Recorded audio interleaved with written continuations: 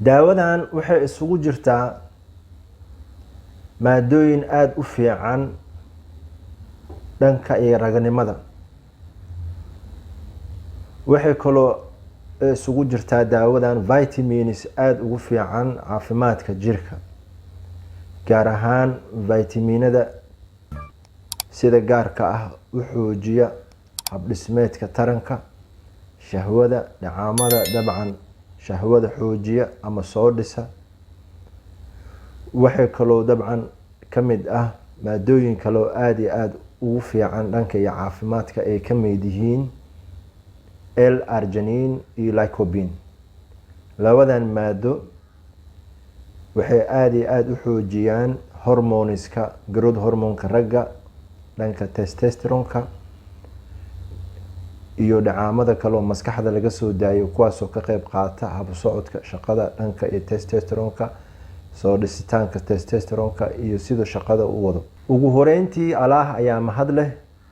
marka labaad dhammaan asxaabta halkan aan ku saaxiibnay, intii igu cusub intii hore, waxaan idin leeyahay assalaamu calaykum waraxmatullaahi wabarakaatu. aad iyo aad u mahadsantihiin goor walba iyo waqti walba aan soo geliyo fiidiyoga sidaad ula socotaan. taasi waxay ii tahay farxad iyo wanaag iyo sharaf. waxaa marka labaad idinka codsanaa inaad kanaalka subscribe gareysaan, inta naga hilmaamtay inta nagu cusub.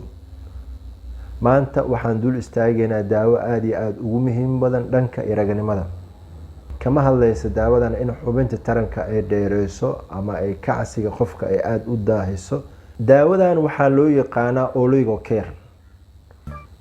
waxay xoojisaa ama ay dhistaa shahwada ragga, si gaar ah marka ay yaraadaan maadooyinka soo saaraya dhanka iyo shahwada, ayay waxay ka qayb qaadataa inay kor u dhisto, xoojiso shaqooyinkii loogu talagalay ay wataan. daawadan oligocare waxay ka kooban tahay maadooyin aasaasi u ah jirka baniaadanka, gaar ahaan dhanka iyo raganimada caafimaad qabkiisa. waxaa ugu horeeyay maadooyinkaas amino acidyada ugu muhiimsan ee dhanka iyo raganimada, gaar ahaan L-arginine iyo lycopene. labadan amino acid waa kasoo hadalna hore ayaan ugu hadalnay. qofkii u baahan in si gaara uu fiiriyo waxtarkooda iyo siday u shaqeynayaan, fiidiyowgiska ugu dambeeyay aan kaga hadlay ayay ku jiraan. sidoo kale maadooyinka ee oligocare-ka uu ka kooban yahay waxaa ka mid ah zinc, waxaa kaloo ka mid ah copper, waxaa kaloo ka mid ah magnesium. dhammaan maadooyinkan waxay xoojiyaan habdhismeedka raganimada, waxay kor u qaadaan testosteronka soo saaristiisa, waxay dabcan aada uga hortagaan in ay aada u yareeyaan sex hormoneska, gaar ahaan kuwa maskaxda laga soo daayo, taasoo qofka baniaadanka dareensiineyso inuu galmo uu sameyni karo ama dabcan inuu hasaabi karo. hormoneskaasoo loo yaqaano gonadotropin releasing hormone, follicular stimulating hormone iyo luteinizing hormone. saddexdaas dhacaan waxaa laga soo daayaa dhanka iyo maskaxda. haddii ay daciifaan ama haddii ay waxyeeloobaan, lagama yaabo qofka inuu dhanka iyo galmada aada ugu wanaagsanaado ama horumar fiican uu ka sameeyo dhanka iyo bacriminta shahwadiisa ama dhalmada. waxaa kaloo ka mid ah vitaminska aada iyo aada ugu muhiimsan jirka baniaadanka, gaar ahaan vitaminska loo yaqaano vitamin A, vitamin E, vitamin C, oo ah saddex vitamin oo aada iyo aada ugu qeyb qaata habdhismeedka hormoneska ama dhacaamada raganimada, habdifaaca jirka, soo saarista dhacaamada iyo shahwada cufkeeda. haddii saddexdan vitamin uu qofka aada ugu daciifo, waxaa soo wajahi karo marxalado caafimaad daro ay ugu horeyso madhaleysnimada iyo in difaaciisa uu hoos u yiraahdo iyo in infecshano badan ay soo weeraraan. waxaa kaloo ka mid ah vitaminska kale oo aada jirka u saacido oo loo kala yaqaano vitamin B2 iyo vitamin B6. labadan vitamin dabcan waxay wax ka qayb qaataan ayagana in marka uu dhiigga uu sameysmayo inay door weyn ay ku leeyihiin oo dhiigga uu bato, maadaama xubinta taranka had iyo jeer laga rabo dhiig fiican inay xididadeeda uu gaaro, oo ay ka mid noqdaan in oxygenka xididada sida iyo nutrientska iyo nitric oxide-ka maadada loo yaqaano inay aada ugu filan tahay. haddii ay jirto dicifnaan dhanka dhiigga ah, qofka lagama yaabo inuu hasaabi karo, galmi karo.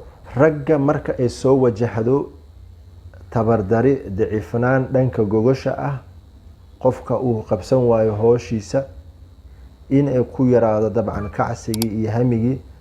marxaladahaas dabcan siyaabo kala duwan ayay u imaadaan. waxaana ka mid ah dabcan in ay jiro physiological change, isbedel dhanka hab dhismeedka jirka iyo shaqooyinka jirka uu qabanayo. haddii qofka ay ku dhacaan cuduro aada u daahaya, gaar ahaan chronic caseska, sokorta ama kaadi macaanka, blood pressureka, waxay saameyn ku noqonaysaa mar walbo habdhismeedka raganimadiisa, hasaawanimadiisa, galmada. waxaa ku imaanaya hoosu dhac dhanka raganimada. waxaa kaloo ku imaanaya in qofkii galmo uusan sameyni karin mar walbo marka ay cuduradan ay ku daahaan. daawadan dabcan waxaa qaadan karo qof walba oo awoodihiisa jireed dhanka sariirta aada u nusqaameen, ama awoodihiisa shahweed dhanka sariirta ay aada u nusqaameen. sidoo kale waxaa kaloo qaadan karo dadka la nool chronic caseska, hadday noqon lahayd diabetic ama kaadi macaanka. sidoo kale blood pressureka, dadka dhiigkarka qaba ayadana way qaadan karaan.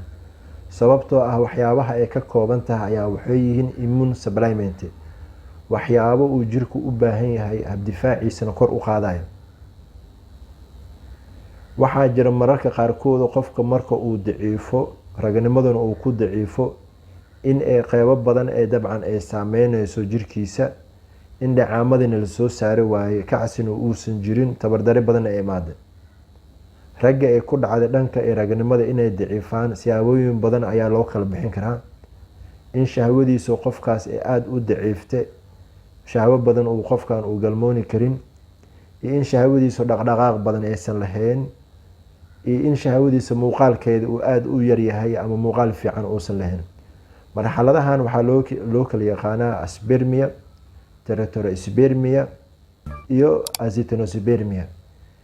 waxaa isbedelayo defectiga ama cilada marka ay sameysanto, shahwada ay saameyso, qaab ahaan shahwada nooceeda ayaa isbedelaya. waxay noqon kartaa mid aan dhaqdhaqaaqeeda aada u fiicneyn, ama aan ordi karin, dhanka iyo gudaha aan u gudbi karin. sidoo kale morphology, qaab ahaan shahwada marka ay soo muuqanayso inay leedahay laba madax ama madax yar.